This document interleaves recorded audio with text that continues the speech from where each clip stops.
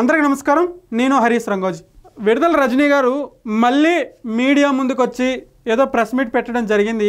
అసలు ఏం మాట్లాడుతున్నారో, ఎందుకు మాట్లాడుతున్నారో, ఎలా మాట్లాడుతున్నారో చూద్దాం. రాష్ట్రంలో ఏడాదిగా రెడ్ బుక్ పాలన ఏ విధంగా కొనసాగుతుందో రాష్ట్ర ప్రజలందరూ కూడా చూస్తున్నారు.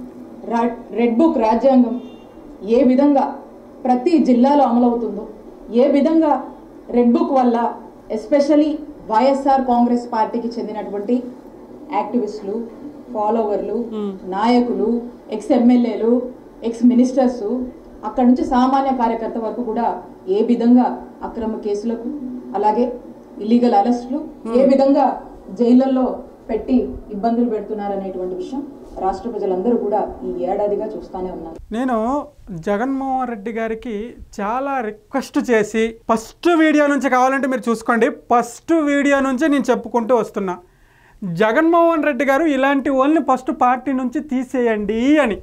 ప్రజలు కూడా ఇదే కోరుకుంటున్నారు.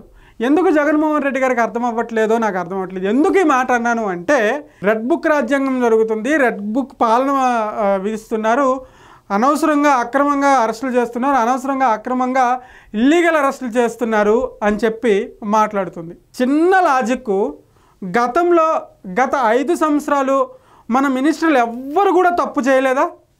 మన ఎమ్మెల్యేలు ఎవ్వరు కూడా తప్పు చేయలేదా? మన కార్యకర్తలు ఎవ్వరు కూడా అధికంగా బిహేవ్ చేయలేదా? నేను అంతమందిని అనట్లేదు. అందులో ఎవరైతే ఎక్కువ చేశారో వాళ్ళ గురించే మాట్లాడుతున్నా. వాళ్ళెవరూ మీకు కనిపించట్లేదా? బోరుగడ్డ అనిల్ కనిపించట్లేదా? కొడాలి నాని కనిపించట్లేదా? అంబటి రాంబాబు కనిపించట్లేదా? పేరు నాని కనిపించట్లేదా? అనిల్ యాదవ్ కనిపించట్లేదా? పోసాని కృష్ణమురళి కనిపించట్లేదా? వంశీ కనిపించట్లేదా? గోరింట్ల మాధవ్ కనిపించట్లేదా? వీళ్ళందరూ ఎవరు? వీళ్ళందరూ శాంతదూతలా? లేకుంటే వీళ్ళెవరు గతంలో ఎటువంటి తప్పు చేయకుండా నీట్గా, నిజాయితీగా, బూతులు మాట్లాడకుండా మంచిగా పరిపాలించారా? అధికంగా బిహేవ్ చేశారు కదా రజనీ గారు. మీరు ఎందుకు ఇంకా వెనకేసుకొస్తున్నారో నాకు అర్థం అవ్వట్లేదు. మీకు క్లారిటీ అండ్ క్లియర్గా చెప్తున్నాను రజనీ గారు. ఇప్పుడు ఎవరివైతే పేర్లు చెప్పానో వాళ్ళు ప్రజల చీత్కారానికి గురయ్యారు. వాళ్ళని ప్రజలు అసహించుకున్నారు. వారిని ప్రజలు వద్దనుకున్నారు కాబట్టే వాళ్ళని ఎవరిని ఒక్కరిని కూడా గెలిపించలా. ఇంకా ఇప్పుడు ప్రజా తీర్పును కూడా మీరు నమ్మకపోతే మీరు ఇంకేం నమ్ముతారు? ప్రజా తీర్పుని కూడా నమ్మకపోతే ఇంక మీరు ఏం నమ్ముతారు? ఎవరు వచ్చి నమ్మాలి? మీకు ఇంక డైరెక్ట్గా దేవుడు వచ్చి చెప్పాలా? నాకు అర్థం అవ్వట్లేదు.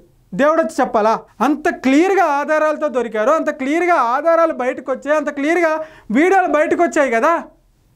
ఇంకా కూడా అక్రమ అరెస్టులు, ఇంకా కూడా ఇల్లీగల్ అరెస్టులు, ఇంకా కూడా వేధింపులు అంటే మీకు ఎవరు చెప్పాలి? ఇంకా జగన్మోహన్ రెడ్డి గారు చూస్తే మరి ఆయన ఏం ఆలోచిస్తాడో మరి ఆయన ఇష్టం.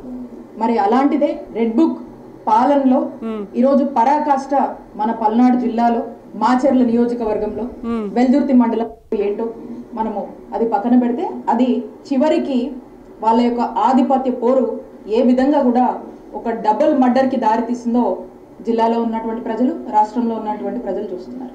మరి ఈ మర్డర్కి సంబంధించి మనం చూసినట్టయితే, ఏదైతే వెంకట్రావు ఎస్పీ గారు చెప్పినటువంటి ఈ మాటని, వారి స్టేట్మెంట్ని నేను చదివి వినిపిస్తాను. చనిపోయిన వారు మరియు మోసినటువంటి వ్యక్తి, అలాగే ఈ చంపినటువంటి వారు. ఇది పల్నాడులో జరిగినటువంటి ఒక మర్డర్ కేసు కోసం మాట్లాడుతున్నారు. ఇది మనకి అంత ఆల్రెడీ పోలీసులు దర్యాప్తు చేస్తున్నారు. ఆల్రెడీ ప్రభుత్వం కూడా దీనిపైన పూర్తి విచారణకి ఆదేశాలు జారీ కూడా చేసింది. ఆ విషయం మరి రజనక్కకు తెలుసో లేదో నాకైతే తెలియదు, కానీ దానిపై ప్రభుత్వం అయితే పూర్తి విచారణకి పూర్తి రైట్స్ అయితే వాళ్ళకి ఇచ్చేసింది. ఖచ్చితంగా విచారణ చేసి దోషులు ఎవరో ఖచ్చితంగా తెలియాలి అని చెప్పేసి కూర్చుంది. అయితే ఈమె ప్రధానంగా ఈ అంశంలోనే ఈమె వాదన ఏంటంటే, అక్రమంగా అరెస్టులు చేస్తున్నారు, తప్పు చేసిన వాళ్ళని వదిలేస్తున్నారు. టీడీపీ వాళ్ళు తప్పు చేసినా, టీడీపీ ప్రభుత్వంలో ఉన్నటువంటి కార్యకర్తలు కానీ ఇంకెవరు కానీ తప్పు చేసినా వదిలేస్తున్నారు, అక్రమంగా మా వైఎస్ఆర్సీపీ వాళ్ళని అరెస్ట్ చేస్తున్నారని చెప్పేసి ఈమె ప్రధాన వాదన. జనరల్గా ప్రజలు ఏం ఆలోచిస్తున్నారు అంటే, గత 5 సంవత్సరాలు మనం చేసినటువంటి పాపాలకు, మనం చేసినటువంటి అన్యాయాలకు, మనం చేసినటువంటి అక్రమాలకు, మనం చేసినటువంటి దౌర్జన్యాలకు, మనం చేసినటువంటి దోపిడీకి ఇప్పుడు మీరు అనుభవించాలి, తప్పదు అని ప్రజలు నిర్ణయించుకున్నారు. అంటే ప్రజలు మాట్లాడుకుంటున్నారు జనరల్గా. ఇవన్నీ పక్కన పెడితే జగన్మోహన్ రెడ్డి గారి దగ్గరికి వస్తే, జగన్మోహన్ రెడ్డి గారు ఇవన్నీ పక్కన పెట్టి, అంటే రాష్ట్రంలో ఏం జరుగుతుందా, రాష్ట్రంలో ఎవరికి ఏం అందుతున్నాయా, రాష్ట్రంలో ఎవరికి ఏ సంక్షేమ పథకాలు అందుతున్నాయా, రాష్ట్రంలో ఎవరికి ఎన్ని ఉద్యోగాలు వచ్చాయి, రాష్ట్రానికి ఎన్ని కంపెనీలు వచ్చాయి, రాష్ట్రానికి ఎంత పెట్టుబడి వచ్చింది, రాష్ట్రానికి అమరావతి ఎంతవరకు క్లియర్ అయింది, రాష్ట్రానికి పోలవరం ప్రాజెక్ట్ ఎంతవరకు క్లియర్ అయింది, ఇవేమి మనకొద్దు. రాష్ట్రంలో ఎంతవరకు రోడ్ల నిర్మాణం జరిగాయి, రాష్ట్రంలో ఉన్నటువంటి ప్రజలకు ఎంతవరకు ఇల్లు ఇచ్చారు, రాష్ట్రం మొన్న ఏదో ఒక ప్రెస్ మీట్ పెట్టి 3 సెంట్ల భూమి ఇల్లు ఏదో అన్నారు, అవి ఎంతవరకు అందాయి, ఇవేమి మనకు అవసరం లేదు, ఇవేమి పట్టించుకోవట్లా. ఇప్పుడున్నటువంటి ప్రతిపక్ష పార్టీ అంటే మీరు అనొచ్చు, అరే ప్రతిపక్ష పార్టీ ఎందుకు పట్టించుకుంటారు సార్, ప్రభుత్వం ఇవ్వాలి కదా, ప్రభుత్వం ఇస్తే ఈ ప్రతిపక్ష పార్టీకి పట్టించుకోవాల్సిన అవసరం లేదు కదా అంటే, ఏ ప్రభుత్వం అధికారంలో ఉన్నా ప్రజలకి పూర్తి స్థాయిలో సంతృప్తిపరచడం ఏ పార్టీ వల్ల కూడా కాదు.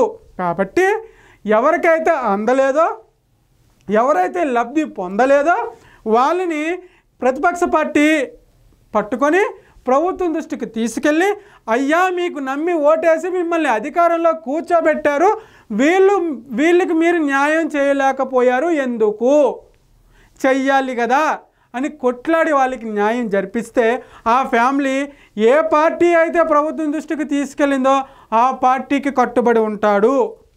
ఇది చాలా సింపుల్ లాజిక్, చిన్న పిల్లాడిని అడిగినా చెప్తాడు.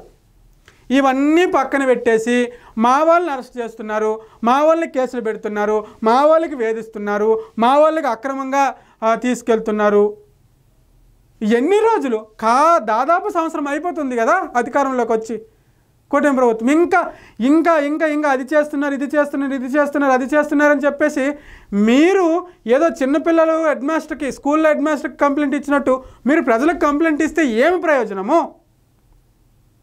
ఏం చేయలేదో చూపించండి కదా, ఆధారాలతో ప్రజల్లోకి వెళ్ళండి కదా, ప్రజల్లో తిరగండి కదా. తిరిగి ఎవరికి ఏమేమి అందలేదో మీరు ఇప్పుడు ప్రపంచమే చేతిలోకి వచ్చేసింది,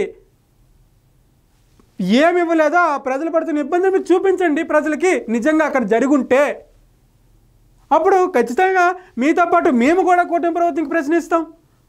సార్ ఎందుకు సార్ ఇవ్వలేదు, వాళ్ళు మన నమ్మి ఓటేశారు కదా అని తుట్టలు కూడా ప్రశ్నిస్తారు. మీరు అవేమీ చేయకుండా అంటే ఇక్కడ చిన్నగా మాట్లాడుకోవాల్సిన విషయం ఏంటంటే, కూటమి ప్రభుత్వం ప్రజలకి నీట్గా క్లీనుగా చాలా చాలా చాలా మంచిగా చూసుకుంటుంది. కాబట్టి ఇవి ఏమీ ప్రతిపక్ష పార్టీ అయినటువంటి వైఎస్ఆర్సీపీ పార్టీకి కనిపించట్లేదు. కాబట్టి ప్రజలకు ఉన్నటువంటి ఇబ్బందులు చూపించలేకపోతుంది. కాబట్టి ఇలాంటి అంశాలను తెర మీదకి తీసుకొస్తుంది అని ప్రజలు మాట్లాడుకుంటున్నారు.